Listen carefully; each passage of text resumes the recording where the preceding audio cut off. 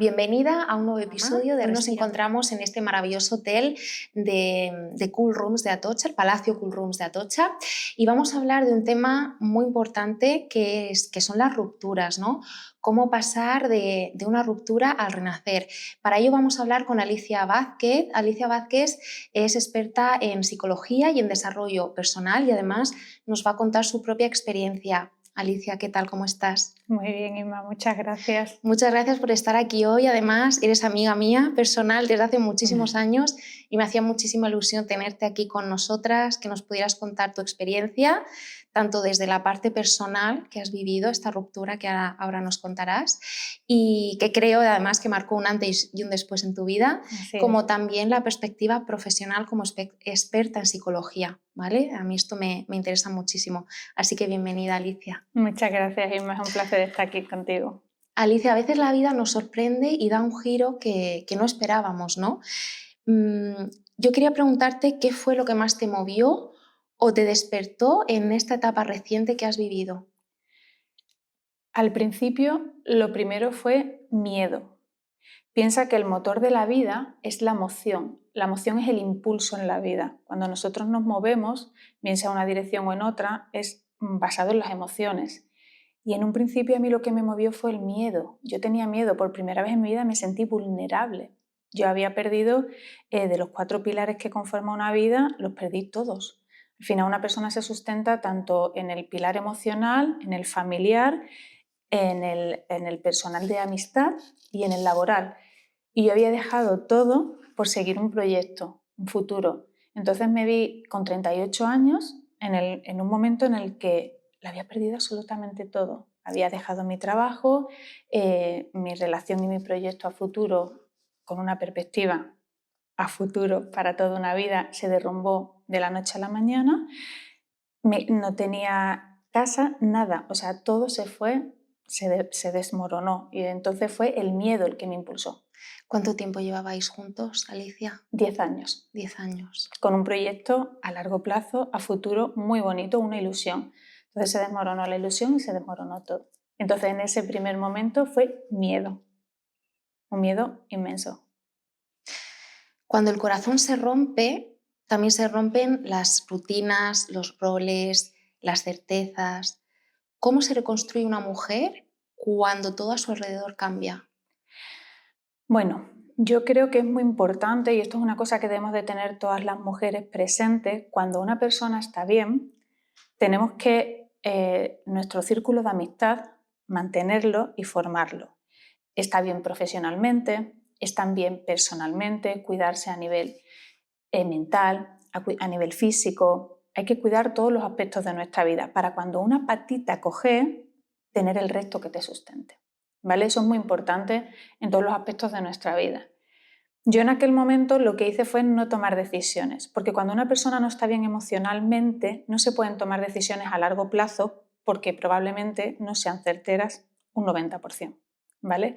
Entonces en ese momento yo decidí no tomar decisiones, entender que era vulnerable, que no estaba bien y abrazar el resto de pilares que a mí me sustentaban en la vida, que era la familia, la amistad, que tengo una amistad maravillosa, en ese momento lo compruebas, abrazarme a lo profesional y entender que tenía que vivir un duelo, entender que tenía que pasar por ahí, pero cogida de la mano. El primer momento es sentirse vulnerable, no pasa nada, somos humanos, ¿no? Y eso hay que tenerlo muy presente, que a veces se nos olvida. ¿Cómo sentiste? Claro, has mencionado la palabra duelo. Efectivamente. Claro, pero no siempre después de una ruptura entendemos y sabemos que estamos pasando por un duelo. ¿Cómo supiste que esto era el principio de un duelo, que un duelo tiene diferentes fases? ¿Cómo transitaste este momento? Muy bien, Inma, has abierto la caja de Pandora. Hemos abierto la caja de Pandora, abrimos melón. Sí, efectivamente. Es que muchas veces tenemos el concepto de que el duelo es el duelo de la pérdida de un familiar querido. Sí. Asociamos el duelo a la muerte. ¿A la muerte? Y no, el duelo es cualquier pérdida. Por ejemplo, y depende de la persona, del estado emocional de cada persona y de las habilidades emocionales de cada persona. A lo mejor para mí perder un trabajo no supone un duelo y a lo mejor para ti sí, porque te encuentras en un nivel psicológico o en un estado emocional distinto al mío. A lo mejor para ti perder una casa no supone un duelo y para mí sí. Entonces, todo lo que suponga una pérdida es un duelo, ¿vale? Entonces, no nos podemos llevar, lo que pasa que a nivel social entendemos que el duelo está asociado a la muerte, pero no es así, el duelo es una pérdida y hay que tratarla como tal. ¿Cómo llegaste a esta conclusión? Porque uno solo no debe de ser fácil. Claro, esto que tú me estás contando, al final tú eres experta en esto, te ha ayudado tu profesión, has Mucho. necesitado terapia si lo quieres compartir. Por supuesto. De hecho, yo creo que el punto de partida es entender que esto no lo tenemos que pasar solo, que esto hay que buscar ayuda y ayuda de un profesional. Y entender que un profesional no vas a dar con el profesional que se asimila a ti o con el que encaje o con el conectes a la primera, sino que un profesional a lo mejor es el segundo o el tercero. Pero buscar ayuda es muy importante, porque piensa que la gente que te quiere y que está cercana a ti te va a dar una visión en base a cómo ellos lo ven y no quieren que sufras. Y para evitar su propio sufrimiento, intentan enmascarar el tuyo y darte soluciones que a lo mejor son las mejores para ellos, pero no para ti, porque hay un vínculo emocional. Entonces, la ayuda de un profesional en cualquier duelo es imprescindible. De hecho, hablando de duelos, hay personas que tras una pérdida laboral buscan ayuda profesional y a lo mejor tú o yo no la hemos buscado. ¿Vale? O tras la muerte de un familiar, hay personas que lo llevan mejor en base a su desarrollo personal o a la manera de afrontar que tienen la vida, ¿no? Entonces, cada persona tiene unas necesidades y por eso es muy importante conocerse. Bueno, me encanta que estés hablando del conocerse, el uno mismo. Bueno, yo creo que este tema va a salir a lo largo de la conversación porque es fundamental. Si no nos conocemos, pues cómo vamos a saber cómo nos encontramos, cómo nos sentimos, ¿no? Y además hay que tener presente que cuando estamos en una relación, aunque sea una relación sana, bonita, basada en la libertad y en el respeto, siempre te pierdes un poquito. Y en ese momento es clave porque es una oportunidad para volver a conectar contigo y conocerte a ti misma. Porque a lo mejor si has estado compartiendo 10 años o 15 o 20, o incluso hay gente que se separa después de 30 años y están perdidas. A mí me han llegado a decir, es que no sé qué me gusta, no sé qué quiero. Y me lo creo, porque al final te adaptas y en función ya al momento de la vida en el que te encuentres o la década o el momento vital, llega un momento en el que dices, es que lo que hacía, he perdido amistades, me he focalizado tanto en esto que no sé ni lo que quiero, es que no me conozco. Y para ello es muy importante la terapia, como estás diciendo, Por fundamental. supuesto, porque una buena terapia al final no te van a dar soluciones, pero te van a hacer las preguntas correctas, no respuestas, te van a dar las preguntas correctas para que tú te des cuenta de muchas cosas que no eras consciente. Y luego además te van a dar herramientas. Me encanta que cuentes esto porque muchas veces, muchos casos cercanos, ¿no? De rupturas, ay, no, estoy bien, todo está bien, si no era para tanto, como restándole importancia, ¿no? Y sí la tiene, es un dolor interno que hay, como tú misma has dicho, en muchos casos se trata de un duelo, hay que tratarlo, existen profesionales para ello y por eso para eso está la psicología. Sí, y ya no solo eso, sino es muy típico, porque en la sociedad en la que vivimos es muy típico quitar importancia al sufrimiento de los demás. Anda ya, eso no es nada, pero es una enfermedad, pero es la muerte de un familiar. Y eso, yo creo que ese diálogo deberíamos de intentar evitarlo en personas que están pasando cualquier problema. O sea, al final para cada uno es un mundo su situación. Y creo que hay que entenderlo y respetarlo. No hacer que esa persona se regodee en la tristeza, porque hay que aceptar la tristeza forma parte de nuestra vida, pero no regodearse en ella. Ahora está muy de moda el tema de hay que sentir las emociones, hay que vivir las emociones. Bueno, vale, hay que entender que estoy triste, muy bien, pero no me puedo regodear en esa emoción. ¿Por qué? ¿Qué ocurre si hacemos esto, Alicia? Que si se mantiene en el tiempo se vuelve patológica y luego es más difícil salir de ella. Yo no te digo que cuando estés triste te vayas a hacer cosas, te pases de la tristeza a la euforia, ¿vale? Y pases de un extremo a otro. No, o sea, no hace falta irse a una discoteca o hacer cosas que no formen parte de ti o que no conecten contigo. Pero vete a dar un paseo con una amiga, vete a tomar un café, darle ese respiro a tu cerebro, porque además cuando te cuesta trabajo arrancar, pero cuando llegues a casa te vas a sentir distinta. Y al final, pasito a pasito, lo que hagas todos los días suma. Pero es muy importante entender que tienes que estar triste, abrazar esa tristeza, acompañarla contigo, pero no regodearte en ella. Eso es muy importante. Dar pequeños pasos que hagan que esa tristeza no forme parte de tu vida de tal manera que se vuelva patológica y no puedas luego salir de ahí. Alicia, dicen que del dolor nace la transformación, pero ¿qué ocurre en ese punto intermedio donde nada tiene sentido, donde lo vemos todo súper oscuro? En algunos casos pues, se puede incluso caer en la depresión, ¿no? ¿Cómo viviste tú estos momentos a nivel emocional? Bueno, yo creo que en este punto es muy importante tomar responsabilizarte de tu vida, no volverte víctima de las circunstancias. Eso es un punto de inflexión. Para mí fue clave. Yo llegué al punto de volver a conectar conmigo porque me cansé de sufrir. Yo llegué a un punto en el que No podías más. no podía más. O sea, fue porque me pasaron muchísimas cosas en el mismo año y ya fue en plan de decir, el último tsunami, no puedo sufrir más. No. Yo me agoté de sufrir, fue agotamiento por sufrimiento. Y llegó un día en el que dije, se acabó, no puedo más, ¿qué hay que hacer? Tomar responsabilidad de mi vida, reconectar conmigo. Al final, cuando hay una ruptura, aunque las cosas, tú no tomes el último paso, pero hay que entender que es una responsabilidad, es un contrato de dos personas. Y para que haya un desgaste, los dos tienen su parte de responsabilidad. Yo no puedo, tendemos en general en la vida en proyectar fuera, y no, tienes que recogerte dentro, entender, responsabilizarme de mi vida, qué tengo yo de responsabilidad en esta ruptura, intentar conectar contigo y mejorar, para mejorar como persona y dejar a la otra persona, liberarla e ir libremente y dejarla ir con el mismo amor con el que entró en tu vida. Porque al final lo que tú sientes hacia la otra persona está dentro de ti, a la otra persona no le llega. Y esto yo siempre lo digo, pero en todas las relaciones en general. ¿Qué prefieres? ¿Sentir odio, sentir rencor o sentir amor o sentir sentimiento bonito? Porque al final está dentro de ti y lo que tú eres te conviertes. Pues chicas, si a la otra persona no le va a llegar, ¿de qué me sirve vivir en el rencor, en la rabia? Porque además esos sentimientos te mantienen conectado a la otra persona. Entonces nunca te puedes liberar. Alargan ese duelo, ¿no? Alargan ese duelo, efectivamente. Sí que es verdad que una de las fases del duelo al principio es la rabia, la incredulidad. No me creo lo que me está pasando, o sea, esto no puede ser. La primera es, no me lo creo. Háblame de esas fases, Alicia. Estabas hablando, primero sentiste miedo, ahora estás hablando de la rabia.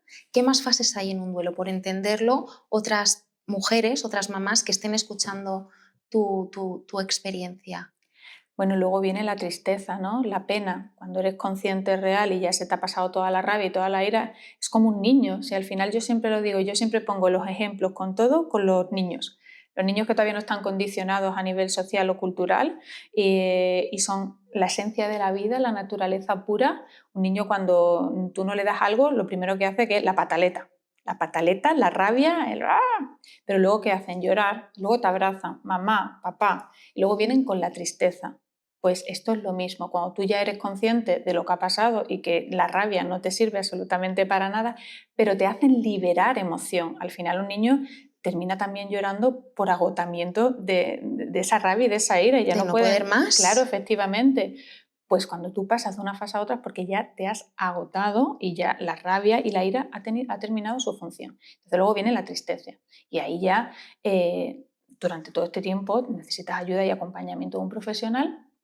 Entonces en ese momento empiezas a actuar de otra manera, empiezas a ver las cosas de otra manera.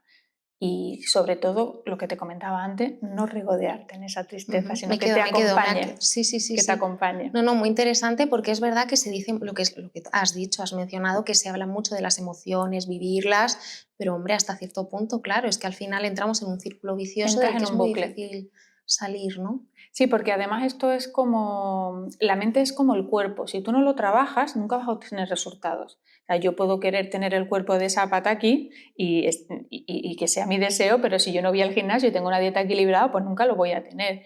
Pues con la mente es igual, al final los pensamientos tú tienes que dirigirlos, porque si no los pensamientos van a dirigir tu vida y si no tienes unos resultados que te gusten, probablemente los pensamientos no los estás dirigiendo donde debas de hacerlo. ¿Cuál fue tu primer acto de amor propio que marcó tu renacer como mujer? Aceptar que era vulnerable y aceptar que estaba mal y que necesitaba ayuda. Porque eso es una cosa que tenemos en común todas las mujeres, en especial las mamás. Las mamás, ¿no? Yo puedo con todo. Yo puedo con todo. Aquí abrimos otro melón. Otro melón, ¿no? Otro melón. Pues eso yo creo que es algo innato de la mujer, ¿no? El poder con todos los hombres en ese sentido, que también hay que entender que el hombre y la mujer somos distintos y funcionamos distintos, por eso evolucionamos, ¿no? No podemos ser todos iguales.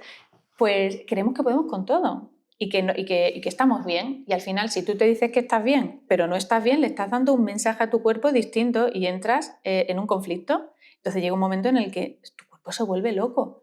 Pero cuando tú vas en coherencia, en plan, es que estoy mal, acepto que estoy mal, que soy vulnerable y que necesito que me cuiden, todo cambia, porque entonces las cosas fluyen. Ya no estás luchando tú contra la vida, porque las circunstancias no las puedes cambiar. Y tendemos a querer cambiar las circunstancias. No, lo que tenemos que cambiar somos nosotros, pero ante cualquier problema en la vida. Y cuando entiendes eso, todo cambia y todo fluye y se puede trabajar. Hay una cosa que se trabaja mucho en psicología y que de eso depende también luego en terapia el éxito o no, o que las cosas fluyan o funcionen de una manera más rápida, es el locus de control. Si es externo o es interno. Cuando una persona entiende que la responsabilidad de su vida está afuera, cuando tú inicias una terapia con una persona, pues ahí ya sabes que el éxito de esa terapia pues no va a ser a lo mejor el esperado, va a tardar un poquito más hasta que la persona no entienda que el locus de control es interno, que depende de ti, no va a poner acción. ¿Yo cómo voy a trabajar si entiendo que la responsabilidad es tuya? Aunque el problema sea mío. Es imposible. Y muchas veces tendemos, sobre todo en las separaciones y los divorcios, como hay niños, nos dedicamos a la guerra. Es que esto... Nos dedicamos a la guerra y a tirarnos los trastos a la cabeza. Hay mucho dolor también en las separaciones. Claro, hay mucho dolor. Hay mucho dolor y bueno... ¿Y por qué no nos preguntamos de dónde viene ese dolor? Preguntas, ¿no? Volvemos a las preguntas. Volvemos a las preguntas. ¿Por qué no te preguntas de dónde viene ese dolor? ¿Qué hay de herida? ¿Cuál es la herida de esa niña? ¿Por qué necesitas la aprobación? ¿Por qué necesitas que te quieran? ¿No te quieres tú? Cámbialo. Y cuando empiezas a quererte y amarte tú y convertirte en la persona con la que te gustaría estar, te puedo asegurar que las oportunidades se abren como un abanico. Y cuando tú eres alegría, tú eres felicidad, es un estado, al final es el estado natural del ser. Volvemos a los niños. ¿El estado natural de un niño cuál es? ¿Es la pena? Yo creo que no. Quítale la rabieta. El estado natural de un niño y el estado natural del ser es alegría. Lo que pasa es que estamos totalmente condicionados por las creencias y la perspectiva y la percepción que tenemos de la vida. Si tú le cambias la perspectiva y la percepción, tu experiencia entre la vida cambia. Y muy importante, Isma, el contacto cero. Cuando no hay niños, cuando hay niños, una relación cordial, por supuesto, hay que mantener el contacto, pero tú no puedes estar engañando a tu cerebro, o sea, tú te tienes que desintoxicar de esa dopamina. Lo vuelves loco, ¿no? Al final Efectivamente. Te vuelves loco a ti mismo. Y tiene que entender también, tú le tienes que hacer entender que no. Y esto es como el tabaco, ¿no? Cuando tú vas a dejar cualquier adicción, ¿no? Tú le tienes que decir que no a cada vez que a ti te entren ganas de... Porque te van a entrar ganas. Claro, aunque te tomes ayuda de medicación, pero a ti te van a entrar ganas porque al final es algo social. Pues yo me fumaba todos los días un cigarro porque iba a tomar café con una amiga, pues ahora vengo a tomar café con una amiga. Entonces, tengo que decir que no en ese momento. Pues cada vez que te venga un pensamiento, tienes que decirle que no a ese pensamiento. Es difícil, o sea, no es fácil. No es fácil, pero requiere trabajo. Requiere trabajo, pero no se corre la maratón de Nueva York si no has corrido antes 50 en Europa, ¿no? Al final necesitas trabajarlo y pasito a paso. Alicia, hablabas de las creencias. A mí me gustaría saber qué creencias tuviste que desmontar para poder reconstruirte por dentro. Pues la primera y la básica y la que me abrió el camino fue la que te acabo de comentar, el saber que no podía con todo y que era vulnerable y que era humana. Y me había llevado toda la vida creyendo que podía con todo y llevando yo el carro de la vida de todo el mundo y creyéndome MacGyver, ¿no? Pues no, somos humanos. Además, tenemos miedo al sufrimiento, tenemos miedo al error y de ahí es de donde vienen las cosas más maravillosas, de ahí es de donde surgen. Ahí es donde viene lo más bonito que tiene una madre es el nacer de su hijo. ¿Y de dónde viene? De un parto o de una cesárea, que es horror, ¿no? Es dolor. Pero luego tienes tu recompensa. Yo creo que en esta vida, si no hay dolor, no hay renacer, no hay alegría. Hay que intentar transformar ese dolor y ese sufrimiento en aprendizajes, en sacar la mejor versión de ti. Y además, cuanto más aprendes de las lecciones que te va marcando la vida, menos lecciones necesitas. Es increíble. Es para toda la vida esto. Pero esto ya es para toda la vida. Y se aplica a todos los ámbitos. Todos los ámbitos. Estabas comentando que bueno, tú has tenido un renacer a nivel personal que ahora mismo se está expandiendo a nivel profesional. Creo que estás en un muy buen momento y bueno, y me comentabas que tenía mucho que ver con ese trabajo, ¿no?, que has hecho personal. Sí. Y es muy importante mi tribu, como yo digo, las mujeres somos tribu y nos sostenemos unas a otras. Y yo irme cerca de mis amigas y no cerca exactamente a casa, pero cerca, conocí a unas chicas maravillosas que me aportaron muchísimo, me dieron una perspectiva distinta de la vida. Y ellas se llaman La Tribu y me ayudaron, me sostenieron y fue increíble. Qué bonito. Las mujeres no sabemos el poder que tenemos cuando nos juntamos. Es un poder sanador. Sanador, total, sí. Yo me gustaría saber, porque claro, estamos hablando, hablabas del conocer la vulnerabilidad, el darte cuenta pues, que no podías con todo, el darte cuenta, pues entender que estabas viviendo un duelo. Pero a nivel práctico, Alicia, ¿qué herramientas manejaste en el día a día para sanar ese dolor? ¿Algunas herramientas que puedas compartir con nosotras y que puedan ayudar a otras mujeres y mamás que nos estén escuchando? Bueno, yo creo que seguir tu día a día, o sea, tu rutina, tu trabajo, tus amistades, si te gusta el deporte es importantísimo, el yoga. A mí el yoga de verdad que me ha salvado, y el deporte, el conectar contigo, el intentar, el meditar, intentar dejar la mente en blanco, ¿no?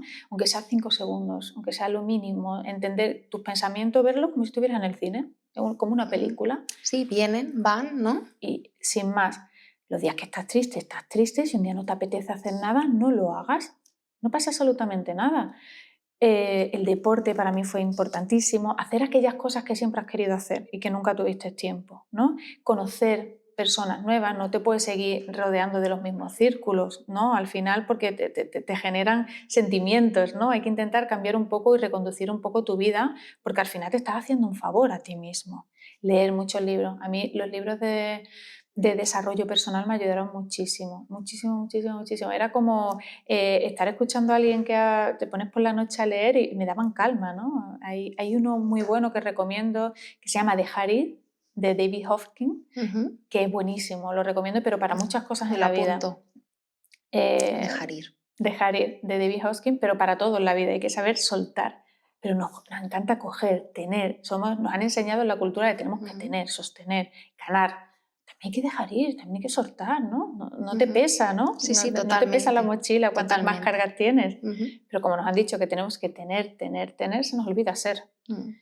Y al final es simplemente eso, y escuchando el día a día que te pide el cuerpo, leer, deporte, amistades, viajar, las cosas que a cada uno le gustan, porque al final a cada uno nos gustan una cosa, pero no podemos estar todo el día con la misma conversación en la rueda del hámster. No. Porque lo que me ha hecho, porque lo que me ha dicho, porque lo que hizo. No, ¿eso qué sentido tiene? Es que gastas toda tu energía. Totalmente. Y somos energía. O tú cuando te levantas tienes una energía y cuando te acuestas tienes otra, ¿verdad? Y el cerebro gasta el 20% de nuestra energía diaria. Siempre de pequeño nos decían antes de un examen, tienes que tomarte un dulce, ¿no? O en las oposiciones tienes que llevar gominolas, ¿no? Porque gasta mucha energía. Si tú la tienes constantemente pensando en bucle en la otra persona, ¿qué pasa con la energía que necesitas tú?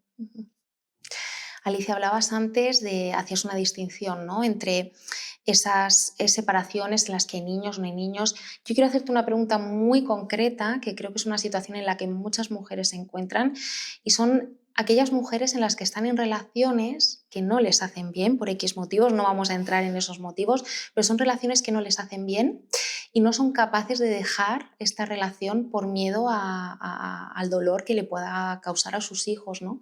¿Qué les dirías a estas mujeres? Pues mira, yo más que decirles, les animaría a hacerse una pregunta. Yo les haría una pregunta. Si tu hija o tu hijo, da igual, te viene el día de mañana y te dice, mamá, estoy con mi pareja o con mi marido porque no sé, por miedo a que los niños sufran, pero no soy feliz. Tú como madre, ¿qué le dirías a tu hija? Muy buena pregunta. Los niños necesitan la reflexión. Padres felices, no socialmente padres correctos o padres perfectos. No, necesitan padres felices, porque además En la infancia existe lo que se da el pensamiento ilusorio. Los niños lo que hacen es pensar en base a la ilusión. Siempre están con superhéroes, con muñecos de animación y siempre ven películas o te sueltan a lo mejor, mamá, ¿por qué no vas a trabajar y llama a tu jefe y le dices que no, que eres una superhéroe, ¿no? ¿Por qué? Porque ellos trabajan en base a la emoción, ellos piensan en base a la emoción y a la ilusión, no en la razón como lo haría un adulto, ¿no? Entonces los niños idealizan a los padres. Y lo que tú les transmites a tus hijos son los que ellos sienten y piensa que además es el periodo en el que se está gestando la personalidad del niño, que luego va a comportarse como adulto. Entonces yo creo que es muy importante. Se puede decir todo, absolutamente todo en esta vida. La diferencia radica no en el contenido de lo que digas, sino en cómo lo digas. A ver, ¿a qué te refieres exactamente? Pues que tú puedes hablar para una ruptura trabajar ese divorcio o esa separación si hablas las cosas bien, desde la coherencia, el sentido común, y se pueden trabajar las cosas. Si dices las cosas con respeto, desde el amor, yo creo que somos adultos, que no tenemos por qué pasar el resto de nuestra vida juntos. Además, piensa que cuanto más vayamos avanzando en tecnología y en medicina, la vida de una persona cada vez va a ser más larga y mejor. Entonces, antes a lo mejor las relaciones eran 20, 30 años. Pero ahora que vas a estar, a lo mejor tú crees que a medida que vayamos avanzando en tecnología y en medicina y en salud, vamos a estar 50 años con la misma persona. Con la misma persona, infelices, ¿no? Infelices o felices, pero tenemos que entender que la ruptura forma parte de la vida. La ruptura forma parte de la vida. Lo que pasa es que nos sigue sorprendiendo.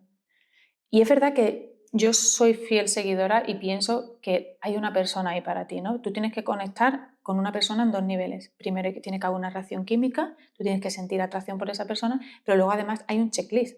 Esa persona tiene que encajar con tus valores, con tu estilo de vida, tiene que haber un proyecto en común, porque si en una pareja él quiere tener hijos y ella no quiere tener hijos, eso es imposible que funcione, por mucha atracción física que haya.